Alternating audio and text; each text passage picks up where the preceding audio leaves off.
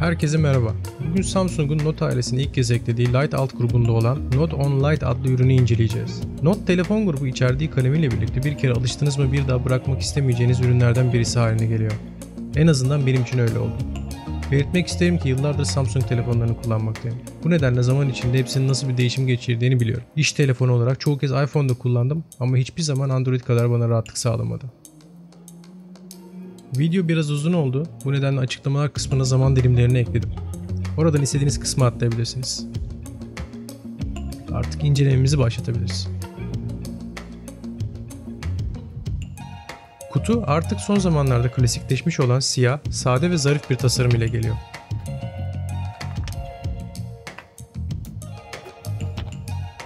Kutudan ilk olarak telefon çıkıyor. Ürünle birlikte gelen USB kablosunun her iki ucu da C tipinde. Bizde evde bulunan çoğu kablonun bir ucu A tipinde olduğundan diğer kablolarla bu adaptörü ne yazık ki kullanamadık. Kısacası bu değişiklik pek bir işimize yaramadı. Sizlerde de çoğunlukla aynı durum olacaktır. Note 10 kutusundan kulaklık da çıkıyor. 3.5 mm girişli olduğundan her yerde kullanılabilir. Ses kalitesi ortalama yalnız, pek bir kalite beklemeyin derim. S Pen için yedek uçlar ve uçları çıkarma aparatı da geliyor. Dilerseniz değiştirebilirsiniz. İç kısımda sim kart kısmını çıkarabilmeniz için gerekli pin ve hızlı kullanma kılavuzu geliyor.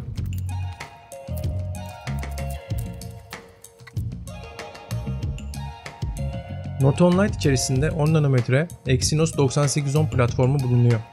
Chipsette bulunan grafik birimi ise Mali G72. İkisi de eski ve artık çok güçlü değil ama sizi yarı yolda bırakmazlar. Ne program yüklediysem gayet hızlı çalıştırdılar. Programlar arası geçiş de hep hızlıydı. Üründe 8 GB RAM bulunuyor ki bu da güzel olmuş. Tek söyleyebileceğim, aynı anda çok fazla program çalıştırırsanız telefonun fazla ısınabileceği ve bunun da işlemci verimliliğini azaltabileceği. Note 5'te 32 GB'lık dahili hafıza yer alıyordu. Ek hafıza kartına yer verilmediğinden 32 GB ile sınırlı kalmış durumdaydınız. Beni o telefondan soğutan tek şey buydu. Çünkü sürekli dosya silmek durumunda kalıyordum. Note 10 Lite'de ise böyle bir sorunumuz bulunmuyor. Dahili 128 GB hafıza zaten güzel bir değerken bir de isterseniz microSD hafıza kartı da ekleyip depolama konusunda krallar gibi takılabilirsiniz. Bunun için sadece çift sim kart kullanmamanız gerekiyor. Bu arada tahmin edebileceğiniz gibi üründe çift sim kart desteği de var. Ek olarak standart Note 10'da SD kart girişi yer almıyor. Note 10 Plus'ta ise yer alıyor. Note 10'a eklemeleri ilginç olmuş gerçekten. Gelen batarya 4500 mAh değerinde. Hem Note 10'dan hem de Note 10 Plus'tan daha fazla. Tabi işlemci bu iki telefona göre daha fazla pil harcıyor ama yine de performans olarak üstün bir miktarla karşı karşıyayız. Bu batarya ile çok performans isteyen programlar kullanmadığınız sürece kullanım 1-1,5 gün arasında sürüyor. Üründe 25 Watt'lık hızlı şarj özelliği de bulunuyor. Ürüne gelen şarj aleti de bunu destekliyor. Yalnız kablosuz şarj desteği mevcut değil. Rahatlık sağlasa da yine de çok büyük bir eksiklik değil benim için. Benchmark olarak Geekbench programını kullandım. Telefonu ilk aldığımda çıkan sonuçlar kötü gibi görünse de son güncellemeden sonra değerlerin arttığını göreceksiniz. İlk yaptığımda sürücüler uyumsuz olmuş da olabilir.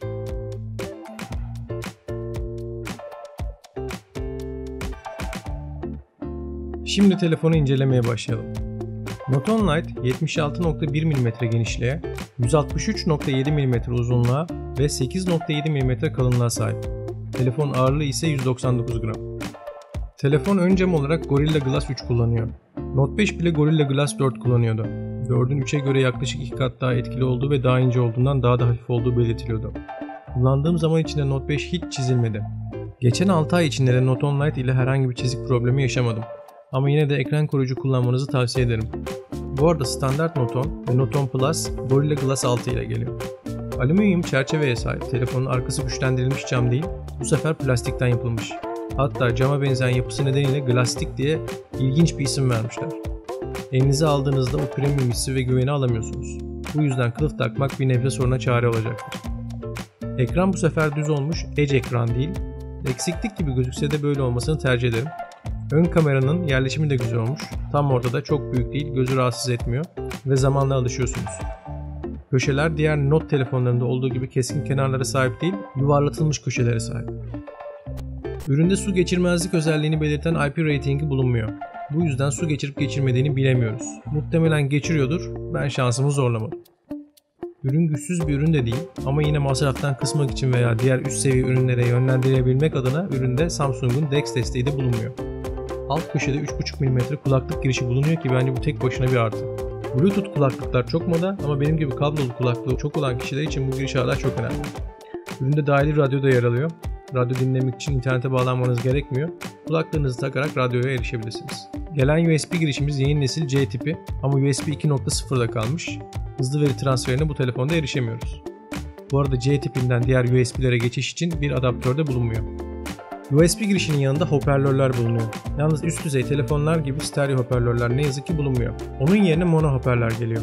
Telefondan çıkan ses iyi değil ama alarm ve zil sesi için yeterli ses seviyesini alıyorsunuz. Tabi müzik dinlemek, film seyretmek için kalite yeterli değil ama işinizi görecektir.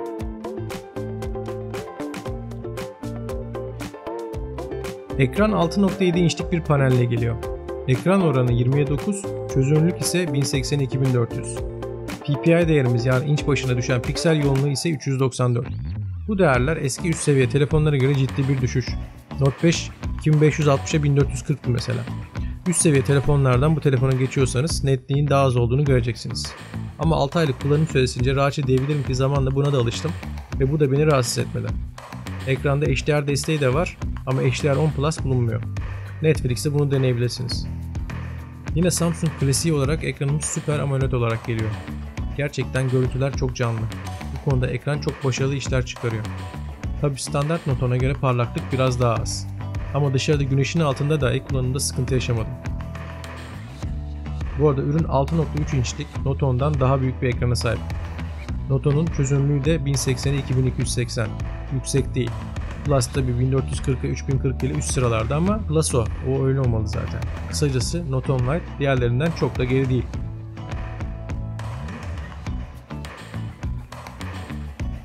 Ürünle 3 arka bir ön olmak üzere 4 kamera geliyor. Ön kameramız 32 megapiksel 2.2 diyafram açıklığında geniş açılı sensörden oluşan güzel bir kamera. Arkada yer alan bu dörtlü kamera bölgesinde LED flash desteğimiz bulunuyor. Bu arada bu bölgede çıkıntı yok. Bu sayede telefonu masaya koyduğunuzda bir çıkıntı oluşmuyor. Arka kameraların hepsi 12 megapiksel. Ana kamera 1.7 diyaframlı 27 mm'lik geniş açılı sensörden oluşuyor. Bu kamerada ayrıca optik görüntü sabitlemede yer alıyor. İkinci kamera 2.4 diyaframlı ve 52 mm'lik telefoto olarak geliyor. Bu kamerada da optik görüntü sabitleme yer alıyor. 2x optik zoom yapabilen kamera 10x'e kadar da dijital zoom desteği veriyor. Üçüncü kamerada 12 mm genişliğe sahip ve 2.2 diyaframlı ultra geniş açılı olarak geliyor. Kamera performansları ise gerçekten çok başarılı. Ana kameramız çok net sonuçlar veriyor. Diğer kameralarda görüntü biraz bulanıklaşıyor ama yine de kötü değil. Çekimlerde renkler dolgun, derinlik hissi de güzel veriliyor. Ultra geniş açılı kamerada görüntü diğerlerine göre daha sıcak, bu yüzden keskin geçiş yaparsanız renklerde bir değişim göze çarpıyor. Ön kamera ile yapılan portre çekimlerini de oldukça beğendim. Arka kameralar 4K çözünürlükte 60 fps video çekimi yapabiliyor. Ön kamera ise 4K çözünürlükte 30 fps, 1080p'de ise 60 fps video çekimi yapabiliyor. 60 fps çekim yaparken kamera bolca ışığa ihtiyaç duyuyor. Eğer loş bir ortamdaysanız çekiminiz bulanık gözükecektir. Ama gün ışığında dışarıda böyle bir problem olmuyor. Ağır çekim ve ultra ağır çekim modları da kamerada yer alıyor. Ağır çekim 1080p çözünürlükte 240 fps kayıt alabilirken ultra ağır çekim 720p çözünürlükte 960 fps kayıt alabiliyor. Çok başarılı olmasalar da güzel ışık altında hoş sonuçlar çıkabiliyor. Kamera yazılımı da bir o kadar başarılı. Gelen tek çekim özelliği sayesinde tek tuşuyla fotoğraf, video, farklı açı ve renk gibi seçenekleri ürün size gösteriyor ve dilediğinizi seçebiliyorsunuz. Hem fotoğraf hem video için Pro modu bulunuyor ki profesyonel kamera ayarı yapar gibi ISO, deklanşör hızı hepsini değiştirebiliyor ve RAW olarak kayıt alabiliyorsunuz. Pro modu video için Note 8'de bile çıkarılmıştı. Bu üründe olması gerçekten müthiş bir artı. Canlı odak modu ile arka planlar bulanıklaştırılıyor ve profesyonel kamerada çekim yapılmış izlenimi veriyor. İki lensle de kullanılabiliyor bu özellik. Bu bulanıklık seviyesinin yoğunluğu aynı zamanda artırılıp azaltılabiliyor.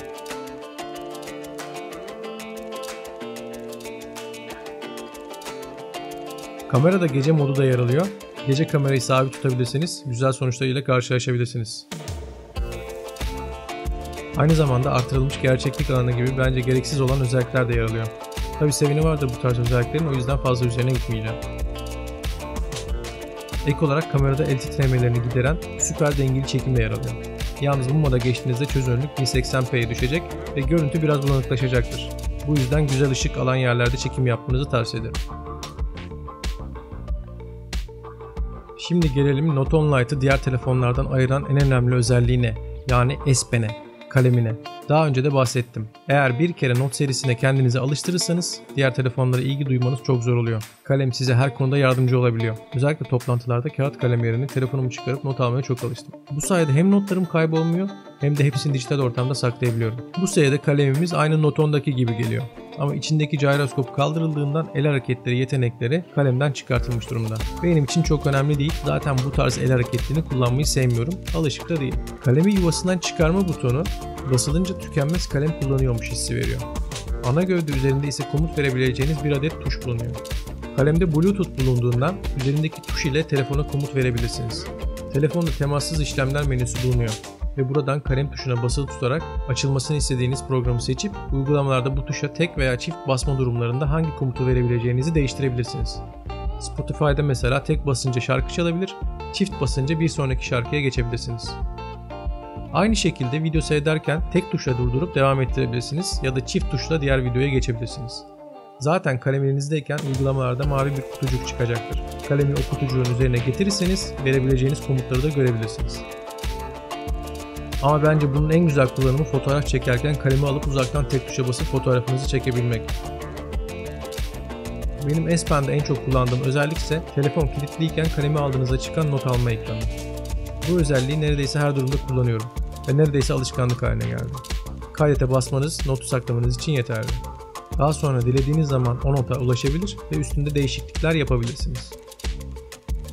Kalemin menüsüne baktığımızda birçok özellikler görüyoruz. İlk olarak tabii ki not alma ekranımız var. Sade ve kullanımı basit. En çok kullanılan akıllı seçim komutunda ise ekran görüntüsü alabilmeniz için birçok detaylı seçenek bulunuyor. Kare seçim, dilediğiniz gibi seçim ve yuvarlak seçim yapabiliyorsunuz. Ve seçtiğiniz bir yazıysa metni dijital hale getirebiliyorsunuz. Pinleme ise elinizde uzun bir yazı veya sayı varsa ve başka bir programa bunu yazmanız gerekiyorsa işe oldukça yarıyor. IBAN'da mesela oldukça başarılı. Ayrıca ekranda oynayan video varsa onu kaydedip GIF yapmak için de bir seçenek bulunuyor. Ekran notu o an ekrandaki görüntüyü alıyor ve üzerine not almanızı sağlıyor. Canlı mesajlar biraz gençlere yönelik bir özellik. Şekilli çizimler yapabiliyorsunuz. Artırılmış gerçeklik kamera bölümünde bahsettiğim özellikle aynı. Pen-up ile ise çizim, boyama gibi işlemleri yapabiliyorsunuz. Kalem baskıya duyarlı, ne kadar bastırırsanız o kadar kalın çıkacaktır mesela çizimleriniz. Bu nedenle yetenekli kişiler bu kalem ile güzel çizimler çıkarabilir. Bakış özelliği ile bir ekranı sağ tarafa sabitleyebilir ve kalemi üstüne getirerek o an dosyayı okuyabilir, kalemi çektiğiniz anda tekrar eski programa dönebilirsiniz. Takvime yazı ile genel takvim ekranında masaüstü takvim gibi notlar alabilirsiniz. Çevir yine çok yararlı bir özellik. Yabancı bir doküman okurken bu modda okursanız kalemi kelimenin üzerine getirdiğiniz anda Türkçe çevirisini görebiliyorsunuz. Üstelik Google Translate ile çalışıyor. Gerçekten çok başarılı. Tabii S Pen ile oyun da oynayabilirsiniz. Hele ki adventure tarzı oyunları seviyorsanız oynamayı oldukça kolaylaştıracaktır. Piyasada tutulan oyunların birkaçını çektim. Sıkıntısız çalıştırdığını söyleyebilirim.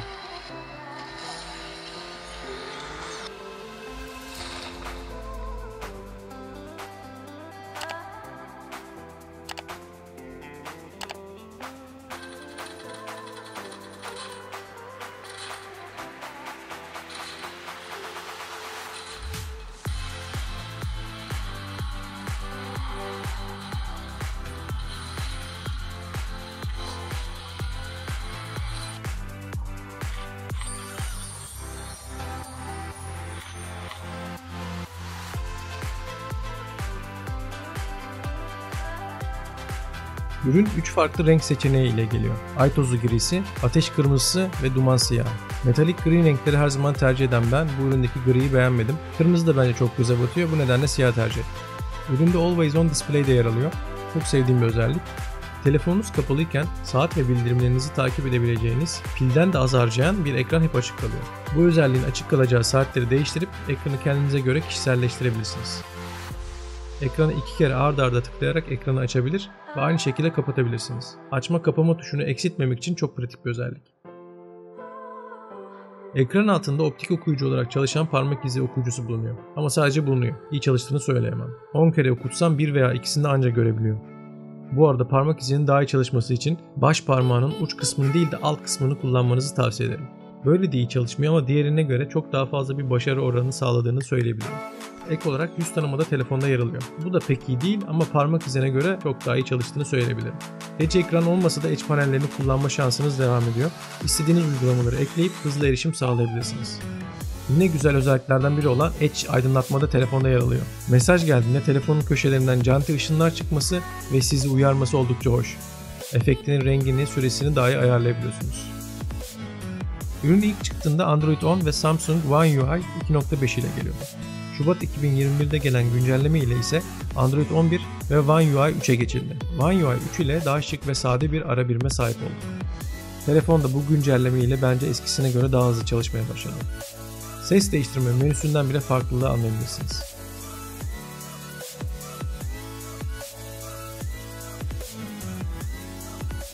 Duvar kağıtları için özel bir Samsung mağazası bulunuyor. Bu arada dinamik kilit ekranı ile telefonu her açtığınızda farklı bir arka plan görmek de mümkün. Ekran kaydedici ile ek bir programa sahip olmadan telefonunuzu kayıt altına alabilirsiniz. Çok güzel çalışıyor, 3. parti programlar gibi reklamda içermiyor. Canlı altyazı ise seyrettiğiniz yabancı içeriklerin şimdilik sadece İngilizce olması şartıyla canlı olarak altyazısını veriyor. Kılıf olarak ise Spigen kullanmaktayım ve memnunum. Kılıf hem darbelere karşı koruyor hem de tutuşu arttırıyor. Tek eksisi Note 10 Lite için hiçbir kılıf ayak koymamışlar, illa ayrı alın demişler. Bu olmamış. Bu arada ilk aldığım markasız kılıfta kamera kısmı 4'e bölünerek kapatıldığından ve geniş açılı kamera çekimlerde bu kılıfın açısına girdiğinden köşeler siyah bürünmüş olarak çıkıyordu. Dilerseniz bu kısımları kesebilirsiniz. Artık fiyatların uçmasıyla ve şahsi fikrimce gerekli olmamasıyla alt seviye modellere bakmaya karar verdim. Alacağım ürün olarak bir önceki nesil Note düşünüyordum.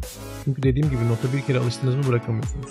Note 10 Lite ise tam o telefon aradığım dönemde fiyatıyla ve az kırpılmış özellikleriyle tam aradığım telefondu. Ve buna istinaden sipariş ettim. Geçen 6 ay süresince de çok memnun kaldım. Şu ana kadar bir sorunla karşılaşmadım ve hızı da bana yeterli geldi. Bu fiyat aralığında kaliteli ve kalemli bir telefon arıyorsanız rahatlıkla tavsiye edebilirim. Bize destek olmak için videoyu beğenip kanala abone olabilirsiniz. Seyrettiğiniz için teşekkürler.